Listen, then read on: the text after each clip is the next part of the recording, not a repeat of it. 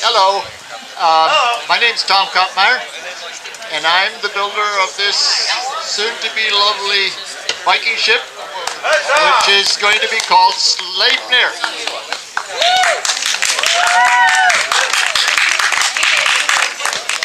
She is 32 feet long, 7 feet wide.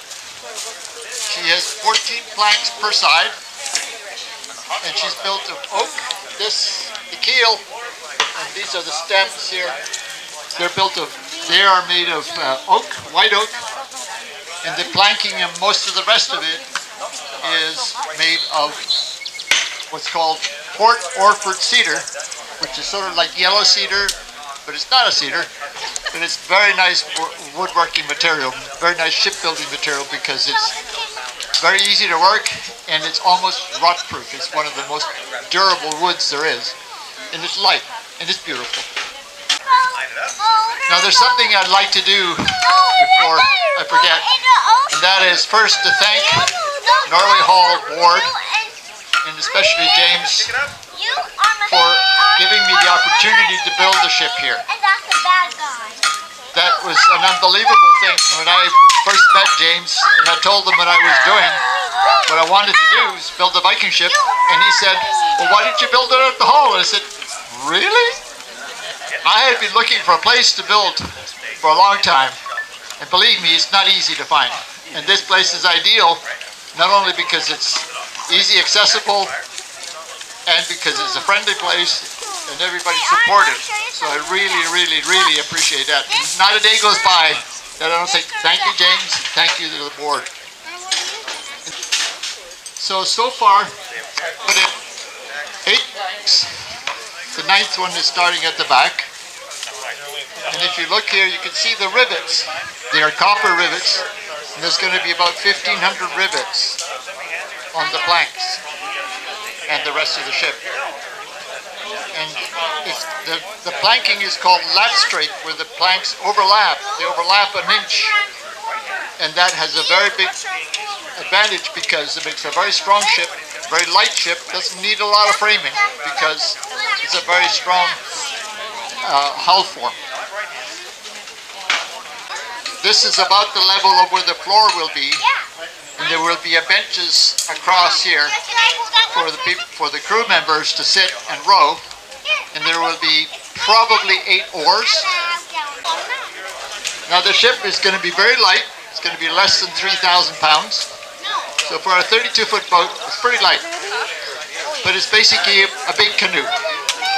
And she'll have a mast which will stand right in the middle, about 30 feet high, and the sail will be striped red and cream colored, and it'll be just less than 400 square feet. So it's a pretty big sail.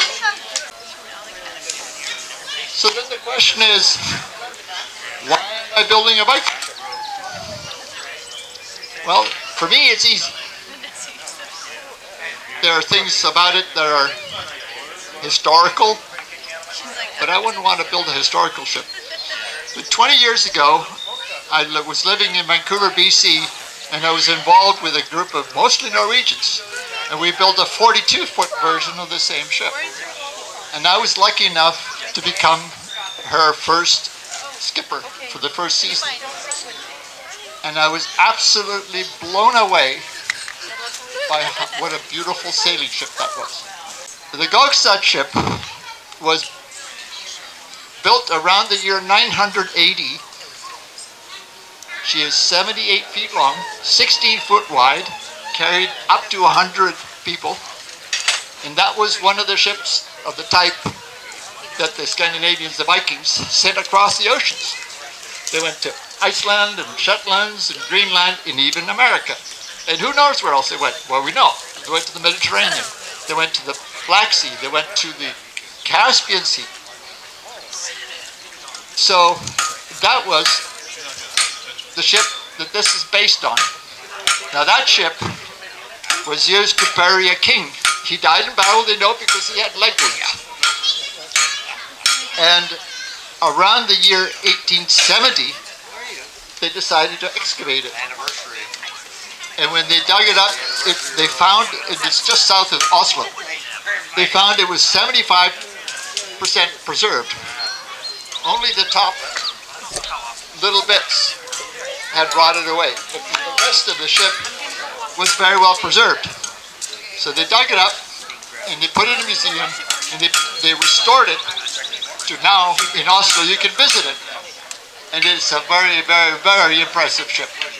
But going back to the ship that I helped build in Vancouver, I found it was an amazing ship to sail. I'm a sailor, a long time.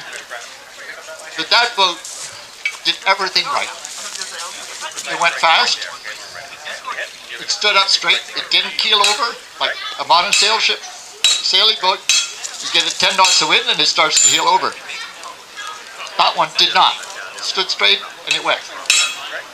And there are two things that the Vikings figured out when they were building their boats starting about the year 400 AD. They started building boats. But then eventually they made them bigger and more complicated. The first two things that they did, which helped them make big seagoing boats, first is the lapstrake, where the planks overlap. The second is the keel. They didn't have keels before. Because in a canoe you don't need a keel, but in a ship you do.